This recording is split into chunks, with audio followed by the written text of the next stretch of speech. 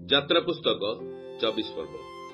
ଅନନ୍ତର ସେ ମୋଶାଙ୍କୁ କହିଲେ, ତୁମ୍ଭେ ଓ ହାରଣ, ନାଦବ, ଅବିହୁ ଓ ଇସ୍ରାଏଲ ପ୍ରାଚୀନ ବର୍ଗର 70 ଜଣ ତୁମେମାନେ ସଦାପ୍ରଭୁଙ୍କ ନିକଟକୁ ଆରୋହଣ କରି ଆସି ଦୂରରେ ରହି ତାହାଙ୍କର ଭଜନା କର। କେବଳ ମୋଶା ସଦାପ୍ରଭୁଙ୍କ ନିକଟକୁ ଆସିବ, ମାତ୍ର ସେମାନେ ନିକଟକୁ ଆସିବେ ନାହିଁ, କେବଳ ଲୋକମାନେ ତାହା ସଙ୍ଗେ ଆରୋହଣ କରିବେ ନାହିଁ। ତେବେ ମୋଶା ଆସି ସଦାପ୍ରଭୁଙ୍କର ସେହି ସବୁ ବାକ୍ୟ ଓ ଶାସନ ବିଷୟ ଲୋକମାନଙ୍କୁ କହନ୍ତେ ସମସ୍ତେ ଏକସ୍ୱରରେ ଉତ୍ତର କଲେ, ସଦାପ୍ରଭୁ ଯେସବୁ କଥା କହିଅଛନ୍ତି ତାହା ସବୁ ଆମ୍ଭେମାନେ ପାଳନ କରିବା। ଅନନ୍ତର ମୋଶା ସଦାପ୍ରଭୁଙ୍କର ସମସ୍ତ ବାକ୍ୟ ଲେଖିଲେ। ପୁଣି ପ୍ରଭାତରେ ଉଠି ପର୍ବତ ତଳେ ଗୋଟିଏ ଯଜ୍ଞବେଦୀ ଓ ଇସ୍ରାଏଲ ଦ୍ୱାଦଶ ବଂଶ ଅନୁସାରେ 12 ସ୍ତମ୍ଭ ନିର୍ମାଣ କଲେ। ଆଉ ସେ ଇସ୍ରାଏଲ ସନ୍ତାନଗଣର ଯୁବାମାନଙ୍କୁ ପଠାନ୍ତେ ସେମାନେ ସଦାପ୍ରଭୁଙ୍କ ଉଦ୍ଦେଶ୍ୟରେ ହୋମାର୍ଥେ ଓ ମଙ୍ଗଳାର୍ଥେ ପୁରୁଷମାନଙ୍କୁ ବଳିଦାନ କଲେ। ତ ମୋଶା ରକ୍ତ ଘେନି ତଇଁର ଅର୍ଦ୍ଧେକ ପାତ୍ରରେ ରଖିଲେ, ଆଉ ଅର୍ଦ୍ଧେକ ରକ୍ତ ବେଦୀ ଉପରେ ସେଚନ କଲେ। ପୁଣି ନିୟମ ପୁସ୍ତକ ନେଇ ଲୋକମାନଙ୍କ କର୍ଣ୍ଣଗୋଚରରେ ପାଠ କଲେ। ତଇଁରେ ସେମାନେ କହିଲେ, ସଦାପ୍ରଭୁ ଯାହା ଯାହା କହିଅଛନ୍ତି ତାହା ସବୁ ଆମ୍ଭେମାନେ ପାଳନ କରିବା ଓ ଆଜ୍ଞାବହ ହେବା।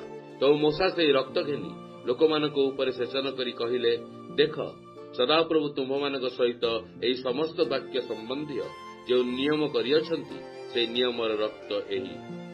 ତେବେ ମୋଶା, ହାରଣ, ନାଦବ, ଅବିହୁ ଓ ଇସ୍ରାଏଲର ପ୍ରାଚୀନ ବର୍ଗର 70 ଜଣ ଆରୋହଣ କଲେ। ଆଉ ସେମାନେ ଇସ୍ରାଏଲ ପରମେଶ୍ୱରଙ୍କୁ ଦର୍ଶନ କଲେ।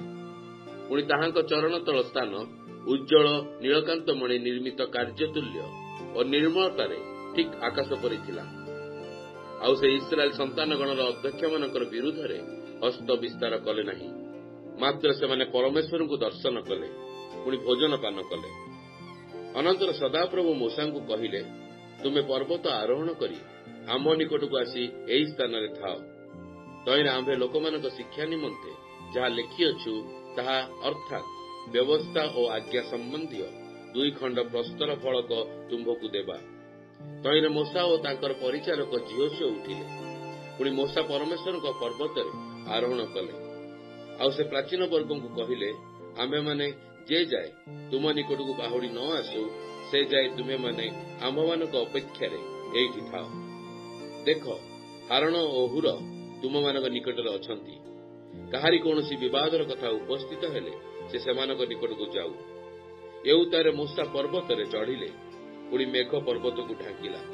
ତଇରେ ସିନାୟ ପର୍ବତ ଉପରେ ସଦାପ୍ରଭୁଙ୍କ ପ୍ରତାପ ଅବସ୍ଥିତି କଲା, ଆଉ ତାହା 6 ଦିନ ମେଘାଚ୍ଛନ୍ନ ହୋଇ ରହିଲା। ତହିଁ ଉତାରେ ସେ 7ମ ଦିନ ମେଘ ମଧ୍ୟରୁ ମୋଶାଙ୍କୁ ଡାକିଲେ। ତହିଁରେ ଇସ୍ରାଏଲ ସନ୍ତାନଗଣର ଦୃଷ୍ଟିରେ ପର୍ବତ ଶୃଙ୍ଗରେ ଗ୍ରାସକାରୀ ଅଗ୍ନିତୁଲ୍ୟ ସଦାପ୍ରଭୁଙ୍କ ପ୍ରତାପ ପ୍ରକାଶିତ ହେଲା। ପୁଣି ମୋଶା ମେଘ ମଧ୍ୟରେ ପ୍ରବେଶ କରି ପର୍ବତ ଉପରେ ଉଠି 40 ଦିବାରାତ୍ର ସେହି ପର୍ବତ ଉପରେ ରହିଲେ।